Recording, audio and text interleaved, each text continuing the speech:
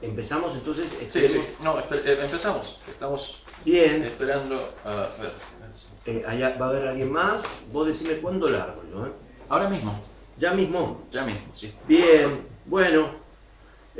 En principio, para todos los que trabajamos con Cami en este proyecto, es una experiencia sumamente rica.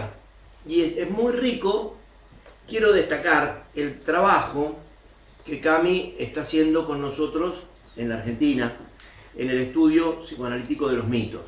دکتر قرا تشکر میکنن از من و اینکه کاری که من دارم درباره اسطوره شناسی میکنم در آرژانتین، درباره اسطوره‌ای که به هر حال هم در مورد ایران هست و هم در مورد اسطوره‌های جای مختلف دنیا. El trabajo del estudio psicoanalítico de los mitos está obviamente muy ligado a el estudio de la cultura, el estudio de las costumbres. هر کجا ما بخوایم در مورد اسطوره بر روانکاوی صحبت کنیم، باید مستقیما به هر حال موضوعاتی مثل فرهنگ و آداب و سنن رو در نظر داشته باشیم. Y esta es la primera vez que alguien ejerce un puente entre, en este caso, no creo que me equivoque si diga cultura persa. Sí, sí. ¿Sí? Es la primera vez que ocurre que hay un puente entre la cultura persa y la cultura argentina. میگن که این برای اولین بار هست از نظر ایشون که یک پلی هست بین فرهنگ ایرانی و آرژانتین. Esto no se había hecho hasta ahora. و از نظر ایشون تا حالا همچین کاری انجام نشد. Los argentinos somos latinoamericanos. Nuestra cultura está muy fuertemente incluida por raíces de pueblos originarios y por emigración europea. ما توی آرژانتین کشوری هستیم توی آمریکای لاتین و خیلی تحت تاثیر دو تا موضوع فرهنگی قرار داریم. یکی اقوام بومی هستن و یکی مهاجرینی که از اروپا اینجا اومدن. En la Argentina no hay palmeras, o sea, nosotros no somos un país tropical, somos un país frío.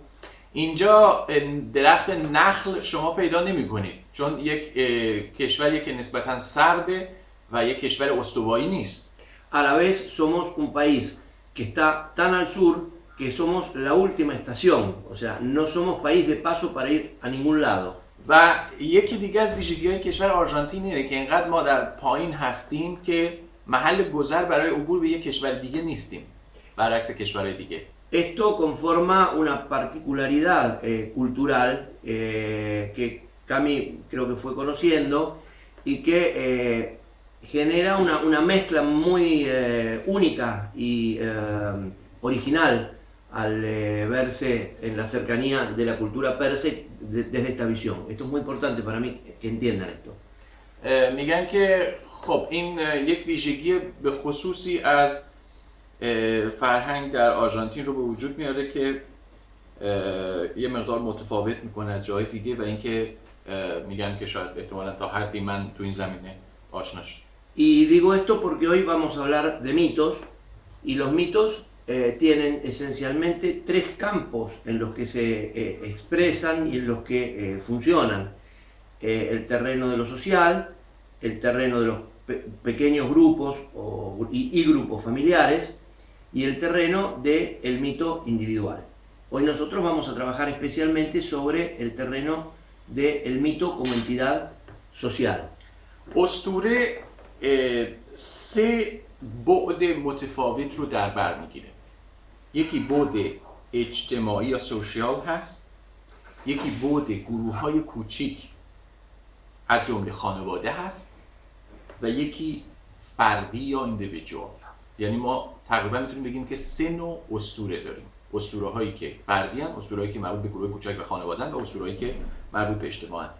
بحثی که امروز با شما داریم که در ارتباط با مفهوم ترانه‌نویسی هست بیشتر ما رو نزدیک میکنه به جنبه اجتماعی اسطوره.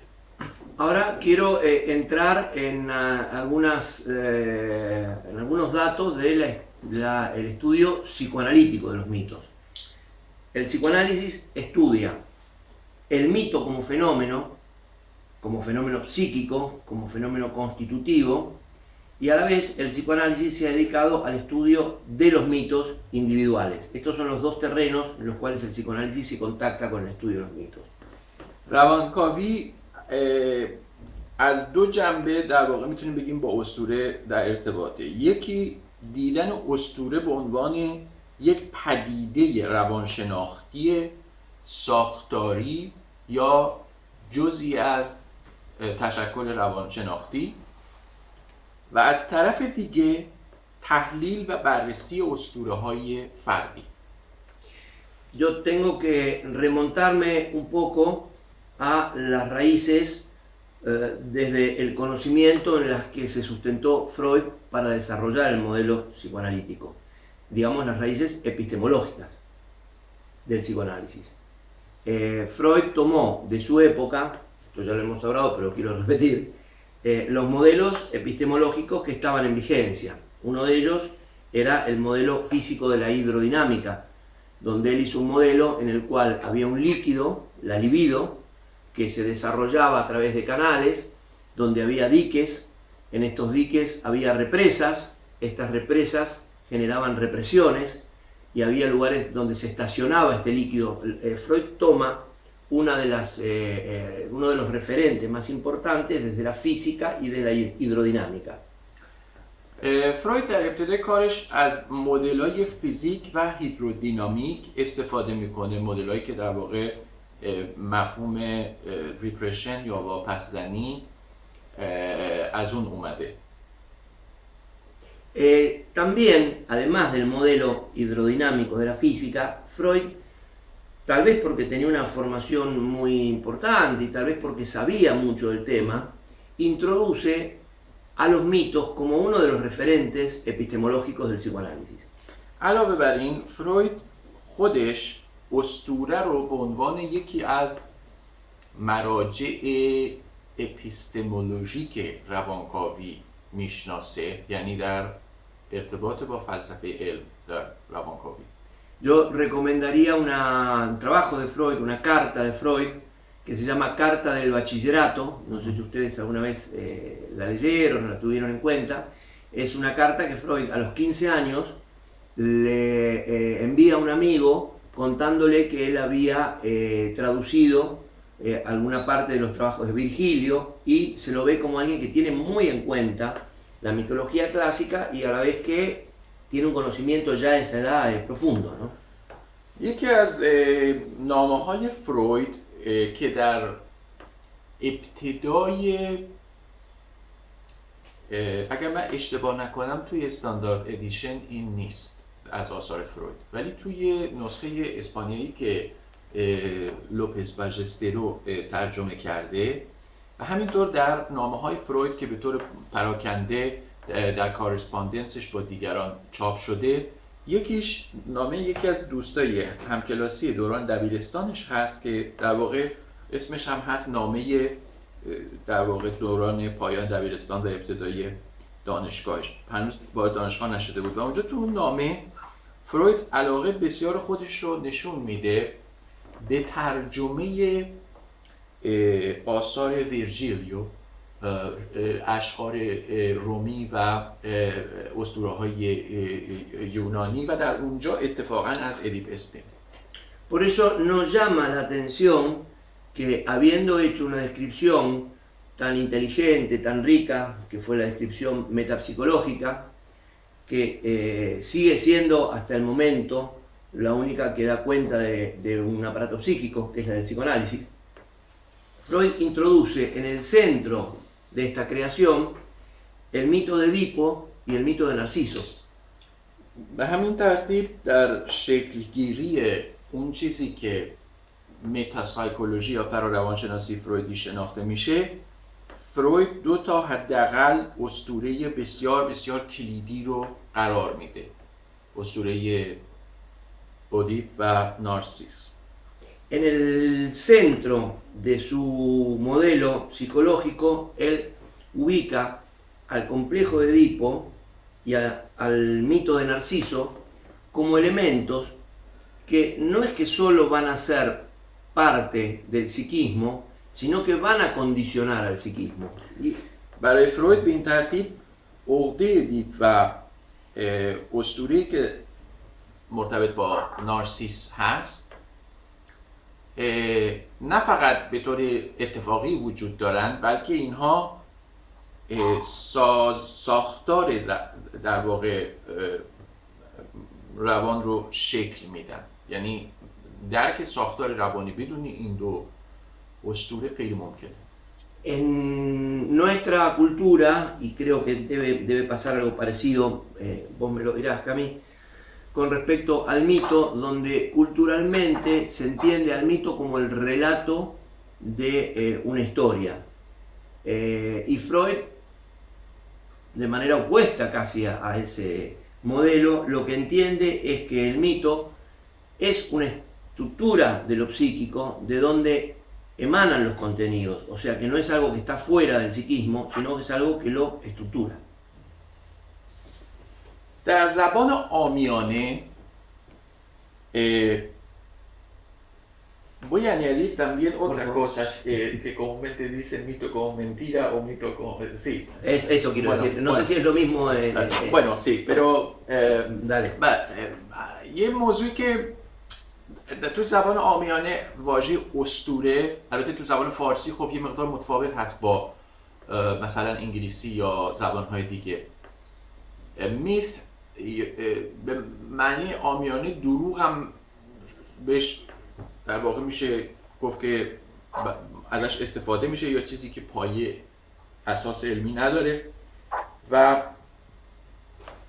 به طور کلی میشه گفت به زبان عامیانه اون داستانی که در واقع یک نوع گویش به خصوصی از یک داستان یا افسانه هست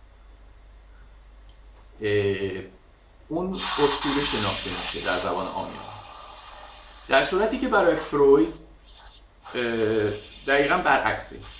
یعنی برای فروید اسطوره یه چیزی نیست که بیرون باشه خارج از ساختار روانی، بلکه در مرکزیت ساختار روانی قرار داره. Desde este punto de vista, al mito, que sonaría para la cultura como algo que es mentira, uno podría decir que desde la concepción freudiana, el mito sería una de las únicas verdades de lo psíquico. یعنی برعکسه اون چیزی که به طور عامیانه گفته میشه که اسطوره یک دروغه یا خرافه است، برای فروید یکی از واقعیت‌های ساختار روانی. یعنی میشه گفت ابتدای همه چیزه و از اونجا هست که چیزهای دیگه مشتق میشه. Sí. Entonces, por un lado podemos pensar que culturalmente el mito es una historia incierta, mentirosa, y desde lo psicológico podemos entender que el mito es una de las estructuras más antiguas, más masivas y fundantes y determinantes del psiquismo. O sea, decimos que son masivas, son antiguas y fundantes. No, ahí te metí. اگر از نظر فرهنگی بگیم که اسطوره یه جور در واقع میشه گفت تاریخ افسانه دروغ خیال پردازی شده است، از نظر فروید یک جنبه گسترده، قدیمی و پایه‌ای یا ساختاری داره.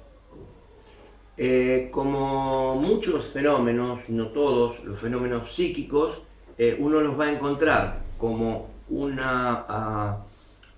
algo que ocurre históricamente en la historia del sujeto y a la vez lo va a ver como algo que ocurre en la historia.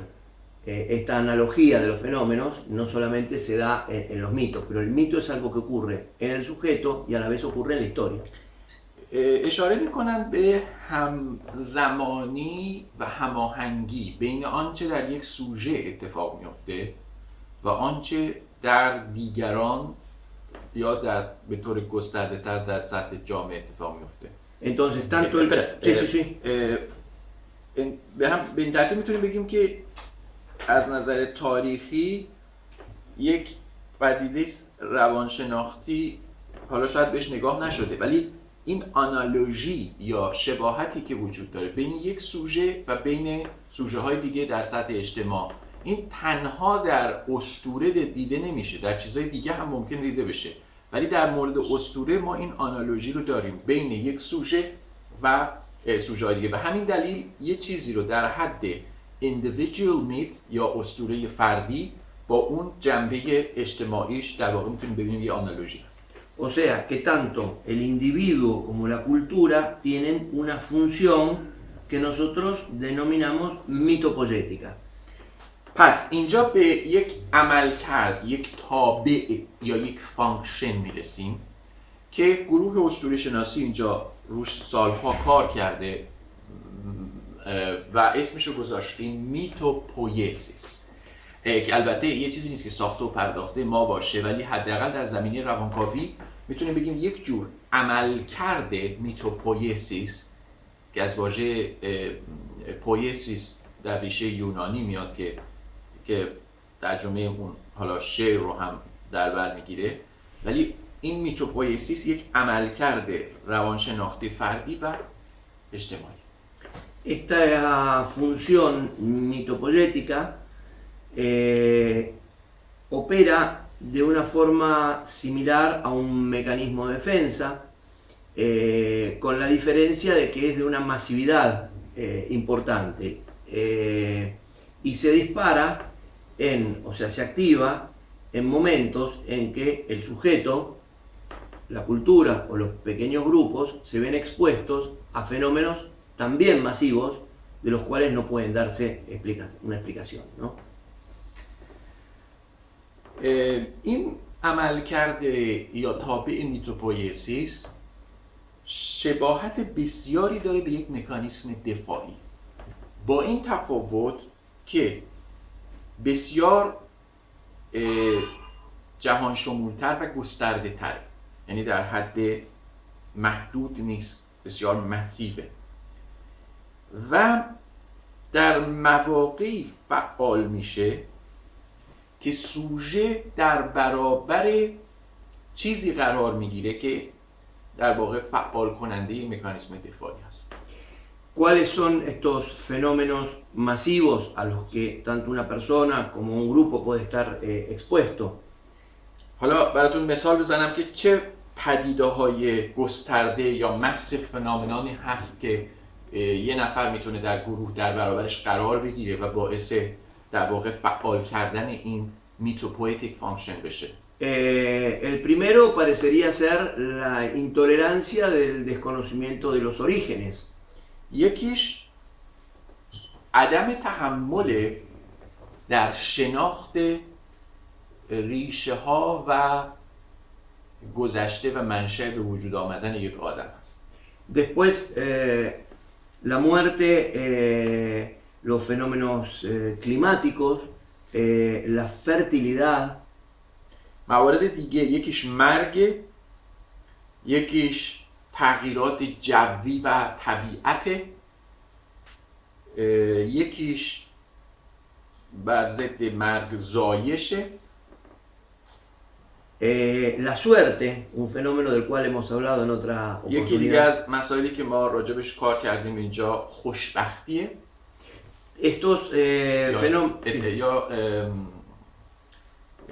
بخت شانس خوبه برخورد. Estos fenómenos que a la vez son masivos, son amenazantes y son inexplicables, hacen que el psiquismo corra el riesgo de desorganizarse frente a lo no explicado y pierda sus códigos básicos de formación. این پدیده‌های بسیار گسترده در سطح اجتماعی موقعی که قابل توجیه نیستند و باعث ایجاد یه حالت غیر قابل توضیح و درک برای سوژه میشن. Dijiste que cuando no son explicables, me permito. Amenazan con la desorganización por Sí. la energía libre que no está ligada a representación. اینا باعث یک جور تهدید میشن در سوژه به علت اون انرژی آزادی که اتصال پیدا نکرده به یک چیزی که نمایندگی ذهنی بشه، یعنی representability داشته باشه. در این شرایط پدیده‌های مسیری که غیر قابل توجیه هستن باعث آزاد شدن اون میشه و تهدید کننده میشه برای سوژه.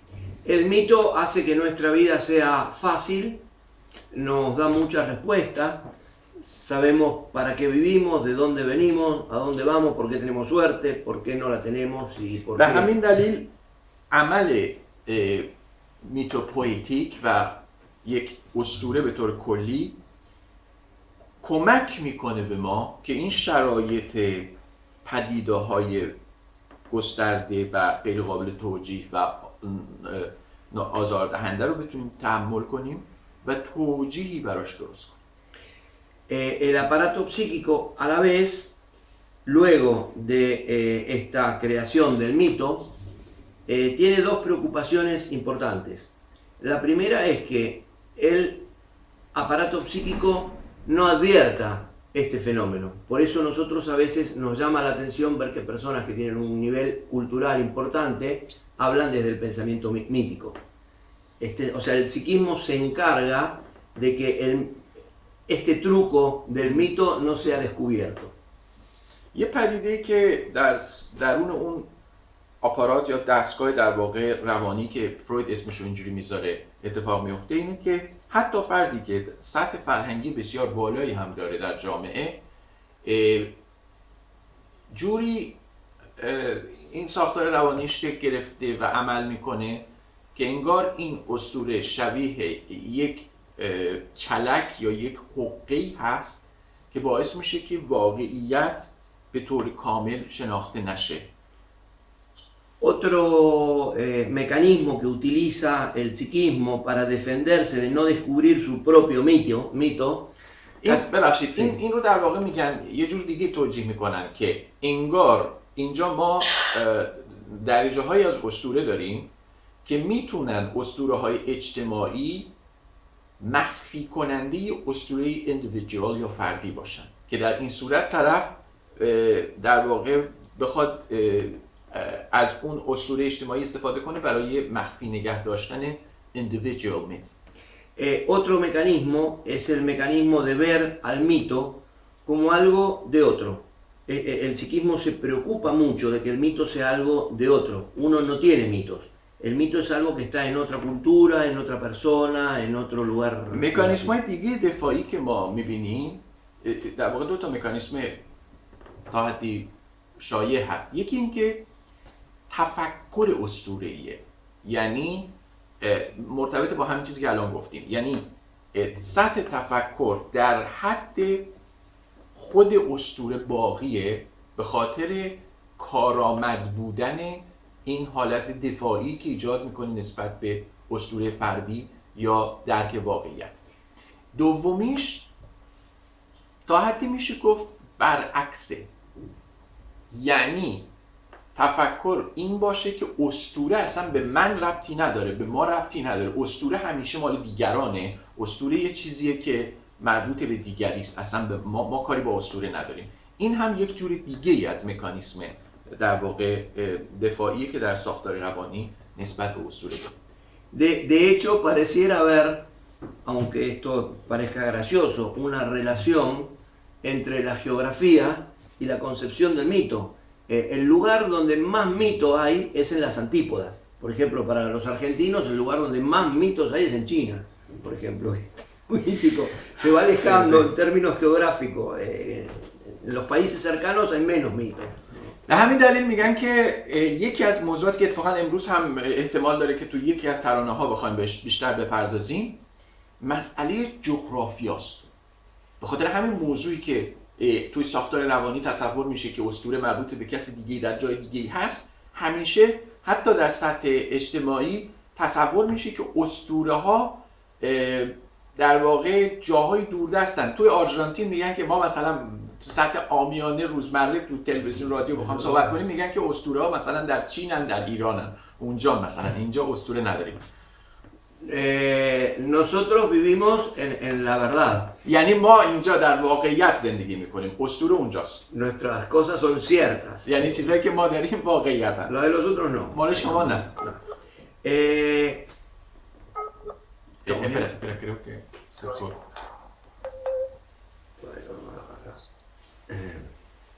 ¿Vamos bien, Oni? Hasta acá si tienen alguna pregunta, si quieren que sigamos. اگر تا اینجا سوالی هست بفرمایید، چون ما قرار به هر موضوع بحثمون یه جوری متوجه مسائل دیگه بشه، برای که تا اینجا یه سوالی دوستان در مورد تهدیدی که ایجاد میشه من درک نکردم چه تهدیدی باعث میشه که عدم اتصال من اون قسمت متوجه نشدم اصلا. ella dice que no entiende un poco explicar qué es esa amenaza. Que hablaste de la amenaza del fenómeno Sí, de la amenaza masivo. de desorganización. Sí, pero explica un poco. Sí, Sí. tomo y pregunta qué cosas, por ejemplo, hace. tomo el concepto de trauma de Freud. میگن که اینجا مثلا مفهوم تروما رو از فروید من میگیرم. En esquema de psicoanálisis, Freud entiende el aparato psíquico como una estructura en la que hay energía y hay una dinámica. فروید در شمای روانکاوی میگه که یک دستگاهی داریم که انرژی درش هست Y dinámica. و پویایی. Cuando el estímulo energético es muy importante y el aparato no puede manejar esa cantidad de energía. وقتی استیمولوس یا محرک بسیار مهمه و دستگاه روانی نمیتونه کاری در مقابلش انجام بده، El aparato utiliza al mito como un colchón del cual se hace cargo de esos estímulos. Y ahora le voy a dar ejemplos de esos estímulos. یعنی اونجا هست که دستگاه روانی از اسطوره مثل یه بالش استفاده میکنه که بخواد این رو نگه داره و اسطوره در برابر اون محرک بیرونی Y me gusta قرار بگیره. darle ejemplos de الان esto. براتون اگر من دوست دارم که چند تا مثال بزنم. La muerte. Sí, sí.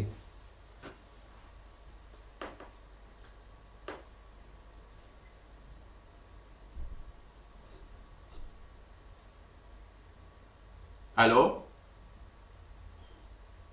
Se puso lindo. ببخشید صدا تصویر منو دارید؟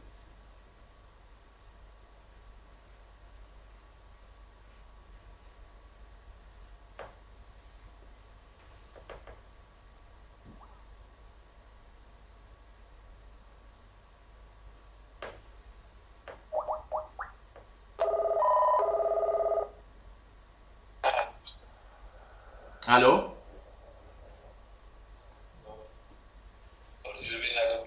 آقای دکتر بله سر لغت بالش قطع شد. بله گفتن که این اسطوره شبیه یک بالشی هست که دستگاه روانی رو حفظ میکنه در برابر این استیمولوس و این بالش رو به برخورد با این محرک در واقع میبره.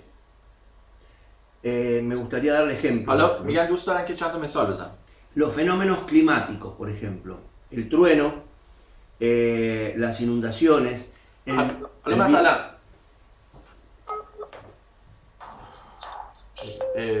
پدیده های آب و هوا مثل سیل، مثل زلزله، مثل غرق شدگی یا تسونامی، چیزایی شبیه اون. La fertilidad, la sexualidad, o sea, la relación sexual y la fecundación hace poco tiempo históricamente que está asociada a la fertilidad. O sea, el hecho de que alguien en un momento tuviera un bebé era un fenómeno masivo e inexplicable, que apareciera un ser, digamos. حتی ببینید بچه دار شدن یا بچه دار نشدن تو خیلی از جاها میتونید ببینید که این اسطوره هایی هست که این ارتباط میده با پدیده های طبیعی غیر قابل توجیه.